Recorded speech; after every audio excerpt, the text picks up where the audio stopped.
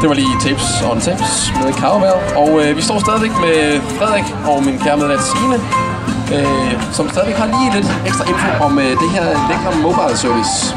Ja, lobbyen har lidt fået en ny dimension, fordi vi har nu bevæget os væk fra vores lænestol. Og så var det noget, du gerne vil vise mig. Det var noget med det her spil. Frederik, fortæl lidt om det.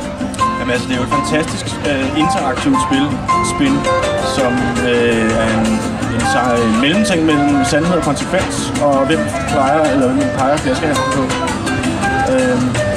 Og det er et spil, hvor du kan udfordre dine venner, udfordre nabolejre, udfordre Camping Vest, udfordre hvem som helst, festivalledelse, radioen for den sags skyld.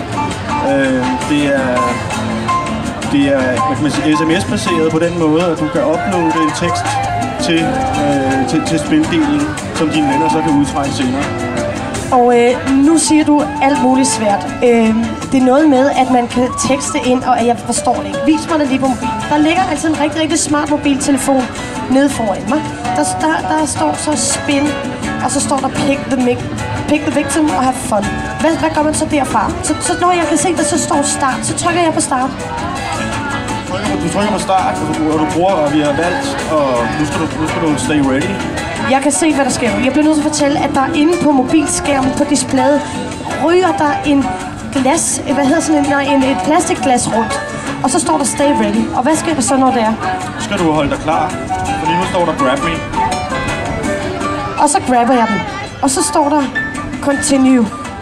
Og så står der fuck in public. Hvad betyder det? Eller betyder det så, at jeg skal gøre det, eller hvad? Ja, eller du kan også bare drikke din øl. Det står der også. Ja, det kan man også oversætte det til. Men det er altså simpelthen en udfordring, den så giver. Og før at man får bedre til at snurre rundt, så skal man altså have valgt til et offer, kan man sige. Sådan, hvis det er min tur til at få bedre til at snurre rundt, så har jeg måske valgt Morten. Så har jeg sagt til ham, Morten, det er dig, flaskehalsen peger på lige lidt. For eksempel, nu snurrer plastikglasset inde på... nej, fordi nu skal vi jo så kæmpe om, hvem der tager den. Om lidt, så siger den her mobiltelefon en lyd, og det her plastikglas inde på displayet, det snurrer rundt. Og når den så begynder at sige, grab me, så den er mig og Morten, som der tager det først.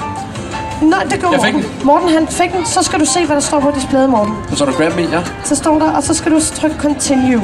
Så står der, so cool, står der. So cool? Challenge, so cool. Nå? Hvad betyder det?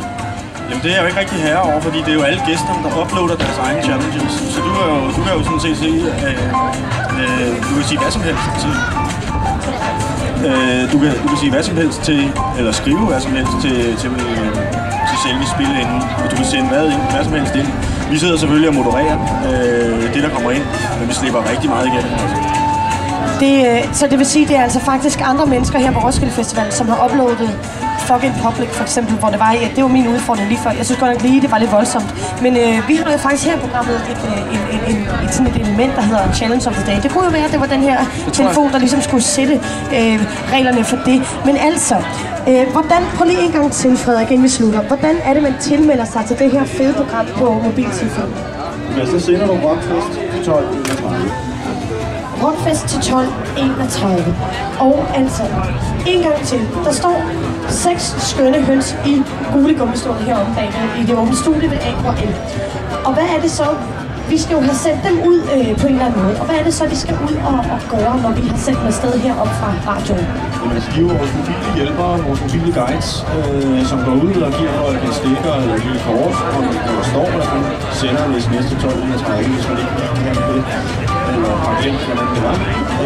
Og så, hvis der er spørgsmål, og hvis der er gode tendenser ude fra campingområdet, det der synes vi er en stor del af pulsen er, så sender de tilbage til os, og sender også, de er også gode til at sende deres billeder tilbage, som kommer op på storskærmen. Altså, nede på skate i øjeblikket, der kører nogle billeder dernede, så det er super fint. Jeg kan kun opfordre til at få det her program downloadet på din mobiltelefon, fordi det gør det altså lidt sjovere at være Roskilde-deltager, synes jeg. Er du ikke også lidt vild med det, Morten? Jeg synes, at det er en udmærket måde, også fordi jeg så selv en applikation, der også var, som jeg lige fik en af Hønsted Morgen, hvor man kan gå ind og se nemlig, hvad kommer der næste gang på en af scenerne her på Roskilde. Det synes jeg personligt var rigtig, rigtig godt.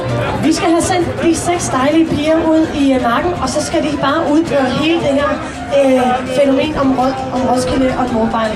Og held og lykke med det, piger. Vi glæder os til at høre mere.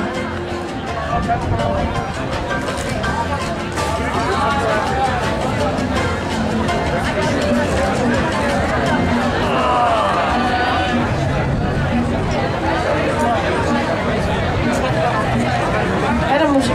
Der er nej. De her 6 piger og Frederik, vi vil gerne sige mange tak til